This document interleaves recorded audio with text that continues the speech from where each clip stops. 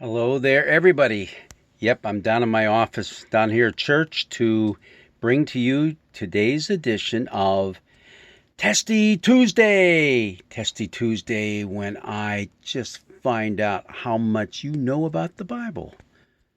Are you going to pass today's test? Well, here it is. I'm going to quote an Old Testament scripture, and I want you to tell me who said it.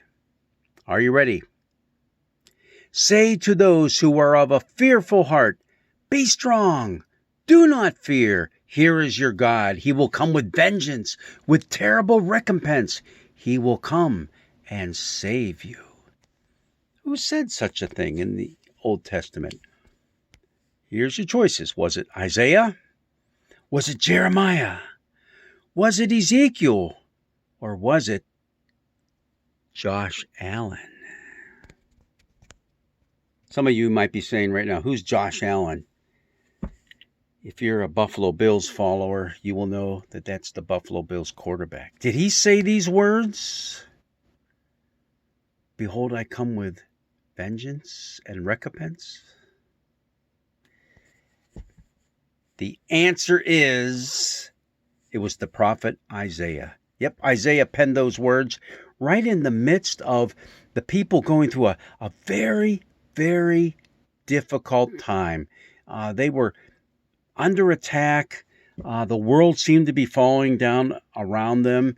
And Isaiah spoke these beautiful words. He also spoke a lot more. This is all found in the 35th chapter of Isaiah. And this week, our lectionary is from verse 4 through the first part of verse 7. But it's a good idea to read the whole chapter 35. It's a wonderful chapter. In fact, there are many parts of it that are later on quoted in our Newer Testament. How about, then the eyes of the blind shall be opened, and the ears of the deaf unstopped. Then the lame will leap like a deer, and the tongue of the speechless sing for joy. Yeah, some of these things and these thoughts are all found in the Newer Testament as well. And we're going to talk a little more about this Isaiah text come this Saturday because it's kind of crazy. Even the one that we had for today, where it's talking about God coming with vengeance and terrible recompense, and that's the way he's going to save you. That sounds like a pretty warrior type of God. Is that the kind of God we have in our lives today? The Older Testament seems to indicate that, especially for people who are constantly in the throes of warfare and people who are, seems like every time they turn around, they're failing God. And they pay for it. They pay for it dearly. And they're just devastated at this point. Now, what we know is the first 39 chapters of the book of Isaiah are what are commonly known as First Isaiah. Then you have chapters 40 through 54 or 55 are Second Isaiah. And Third Isaiah, see, there were three different prophets who wrote, is from 56 to 66. The first one, writing to the people who are really in the throes of warfare and about to be smashed. The second Isaiah wrote while the people were in captivity in Babylon. And third Isaiah is for the people after they had returned from captivity, when Persia rose up and beat up on the Babylonians and let the Jewish people come back to Jerusalem.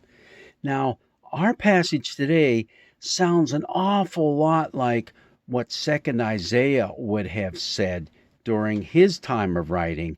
And there are biblical scholars who think that a later editor decided to move one chapter out of there and stick it into First Isaiah. Why? Because First Isaiah seems so hopeless. I mean, the people are just at their wits' end. And then you come along with a chapter like this that just tends to lift their spirits. And if you go back just one verse, strengthen the weak hands and make firm the feeble knees. Say to those who are of a fearful heart, be strong, do not fear.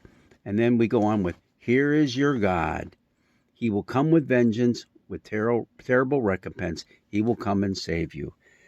So it is a really neat chapter, and it moves on to talk about what exactly God does. Now, what's interesting about this is the word that's translated in most of our translations as vengeance.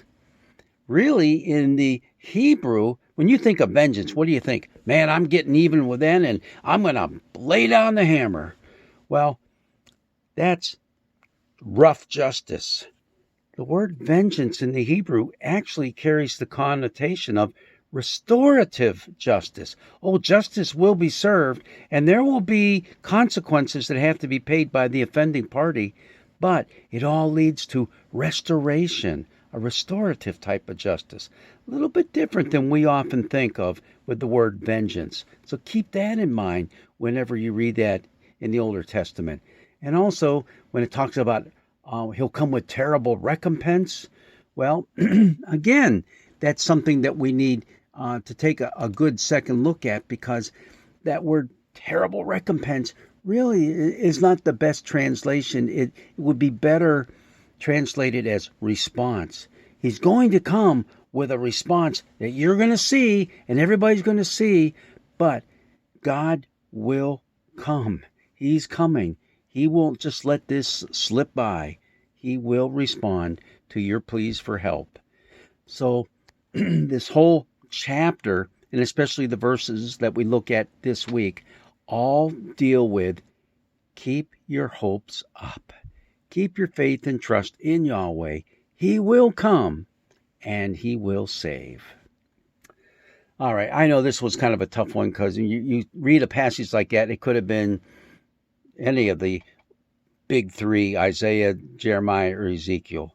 But Josh Allen, what's going to happen come the first game of the season when he comes up with that against that terrible Steeler defense? Who will find justice?